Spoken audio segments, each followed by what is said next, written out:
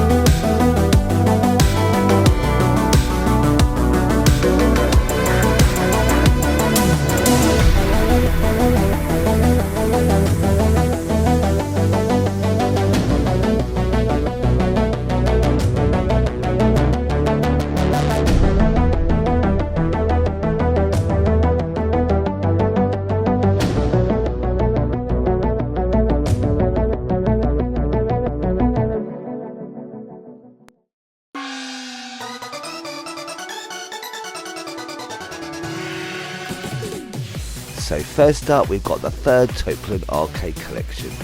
The last two were very shoot 'em up heavy, and this looks to be not much different. So if that's not your bag or you've had your fill after the last two, then maybe this ain't for you. Otherwise there's a lot to munch on here. There are 7 titles in this collection, which is an okay amount as long as they are decent enough titles. Let's have a look.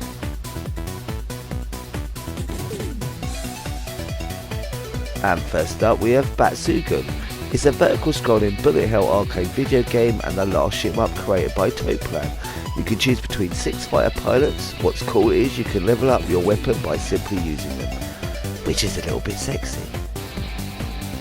And there's Batsugan's special version. I believe this version was never initially released, but was many years later. It has additions of increasing difficulty loops after completing one, and new items, etc. But overall it's quite similar to its predecessor. Fix 8 is a science fiction themed vertical scrolling run and gun game and a spiritual successor to Outzone. Choose between 8 playable mercenaries and battle through 7 increasingly difficult stages, each with a boss at the end.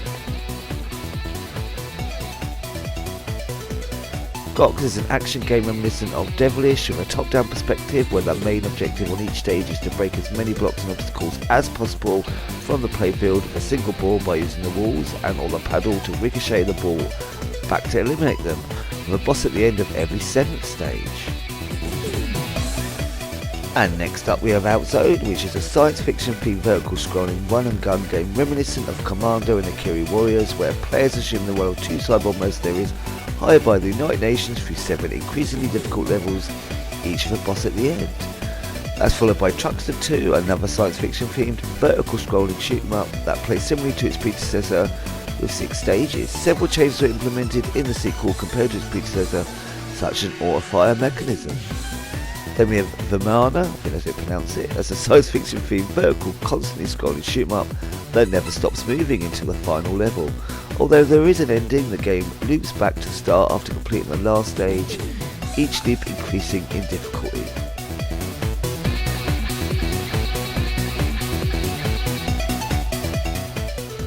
So next up we have the second Data East arcade collection. This one has a much bigger selection of games at 12.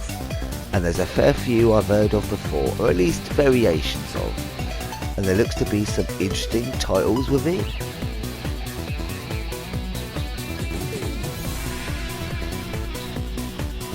Let's take a butcher's.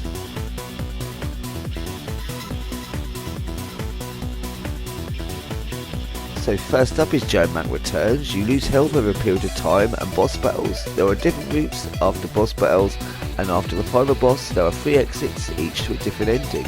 There seems to be single screen now. Quite interested in that. Then we've got Trio the Punch Never Forget Me. It's a beat 'em up with 3 playable characters. Most levels scroll to the right, but some loop round to the left. Others scroll up or down by jumping, or some don't scroll at all. The levels are quite random in them too, and there are 35 of them. Then we got Midnight Resistance, pretty much the same as the Mega Drive port we had on a Data East console collection, although the arcade had a rotatable joystick, so I don't know how that will transfer, or if they'll just stick with the console controls for that one. Then there's Peter Pepper's Ice Cream Factory. Horror of horrors, Peter Pepper's Ice Cream Factory is a sequel to my not much loved Burger Time.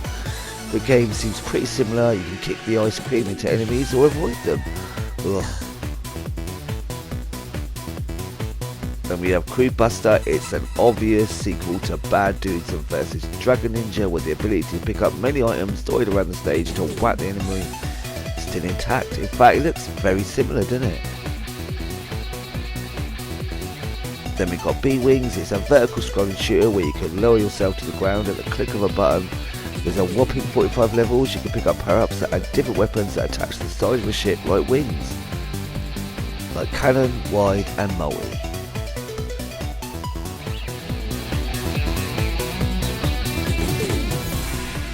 And next up is Super Burger Time. Much like the original Burger Time, all whoopee. You must however now jump over the piece of burger to make it full and complete it. There are also new types of enemy. So excited for this one. Edward Randy, interesting sounding game. Your health is your score. Defeat enemies to increase score and therefore health. Get hit and your score goes down. When your score is at 0, you're dead. Vehicles to control on some levels and force scrolling in different directions. It's quite groovy.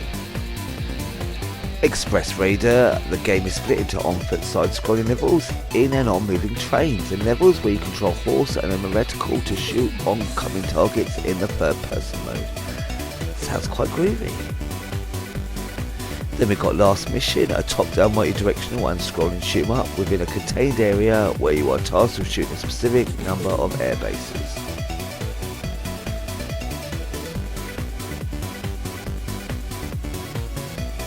And Horror of Horror, Super Real Darwin is a follow-up to the previous game we have all enjoyed on the previous Data East arcade collection. It sounds like it pretty much follows the same structure. Let's hope this one is not as satanic as the last. That game was a bitch. And finally Shootout, the camera set behind the player. You can move horizontally, crouch and aim in 5 directions and perform a dodge roll. Stages are simple screen scenes of enemies pouring into the screen to get twatted.